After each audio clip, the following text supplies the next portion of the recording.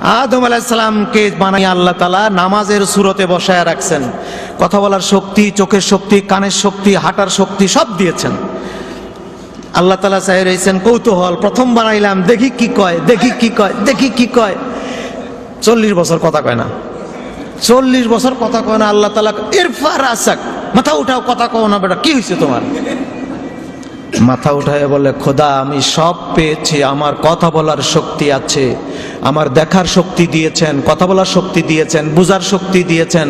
খোদা একটা জিনিস পাই নাই, এই জন্য চুপ করে আছি, আপনার অনুমতি পাই নাই। আপনি আমাকে কথা বলার শক্তি দিয়েছেন, বাট হুকুম তো দেন নাই। আল্লাহ খুশি হয়ে গেলেন মানুষ বানাইয়া। প্রথমে আল্লাহ খুশি হলেন, তুমি আমাকে এত খুশি করলে, অনুমতি চেয়ে আদব দেখাইয়া খুশি করলে। সেই জন্য আল্লাহ নগদ 3টা পুরস্কার দিলেন। এক্ষুনি তোমাকে 3টা পুরস্কার, আশরাফুল মখলুকাত, তোমার জাত মানুষ আশরাফুল মখলুকাত হবে। যাও। 2 নম্বর তোমাকে দিলাম আহসানে তাকওয়িম, সুন্দর চেহারা, অবয়ব। 3 নম্বর দিলাম আত্মার শক্তি, আত্মার জ্ঞান দিলাম। জ্ঞানের চেম্বার একটা, মাথার খুলি। শুধু মানুষকে আল্লাহ জ্ঞানের আরেকটা চেম্বার দিয়েছেন, কি? আত্মার জ্ঞান। মাথার খুলির জ্ঞানের শুরু শেষ দুইটাই আছে, ভুল আছে। আত্মার জ্ঞানের শুরু দুনিয়া, শেষ আরশ। আত্মার জ্ঞানের কোনো মিস্টেক নাই। আত্মার জ্ঞানের কন্ট্রোলিং আল্লাহর কাছে। আর দিমাগের কন্ট্রোলিং লিকুল্লি ইবাদিন আফআলিয়াতুন ইখতিয়ারিয়া। প্রত্যেক মানুষকে আল্লাহ মাথার জ্ঞান পরিচালনা করার ইখতিয়ার দিয়েছেন, কিন্তু আত্মার জ্ঞান পরিচালনার ইখতিয়ার আল্লাহ এবং রাসূলের। সেই জন্য এটার ভুল নাই, মিস নাই, সেজন্য এটার দেওয়াল নাই। এখান থেকে আত্মার জ্ঞান, এখানে বসে রাসূলুল্লাহ রওজা মাঝখানে সব তুলে দেন আল্লাহ তাআলা।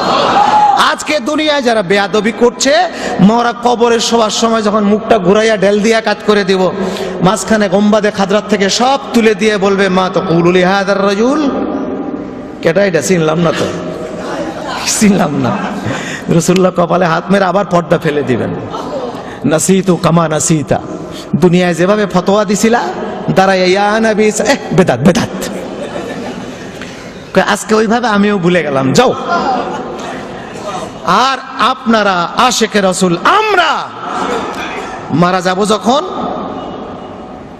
আমাদের পর্দা তুলে দিবে। জিজ্ঞাসা করার আগেই বলবো, ইয়া রাসূলুল্লাহ আমি আছি। হুজুর সেখান থেকে ডাক দিবে ফেরেশতা, এই আমার পাগল খবরদার। আল্লাহ তাআলা বলবে, আফরিশু ফিরাশাল জান্নাহ তাহতাহু, ওর নিচ দিয়ে বেহেশতের বিছানাটা তাড়াতাড়ি বিছাও। ওর রাসূলের মেহমান, আমার হাবিবের পাগল, বিছনা দাও জলদি। আপনার কাপড় তল দিয়ে বেহেশতের বিছনা দেবে। আজকে যারা বেয়াদবি করছো, চোখটা বন্ধ করে দেখবা বেয়াদবির ফসলটা কি। আসেন এবার সামনে আগে বাড়ি। আদম আলাইহিস সালামকে দিলেন আত্মার শক্তি, মাথার শক্তি, দুটো জ্ঞান দিলেন, দুটো শক্তি দিলেন, যার কারণে সবচাইতে বেশি শক্তিশালী মানুষ আল্লাহর পরে দিয়ে দিলেন শেষ।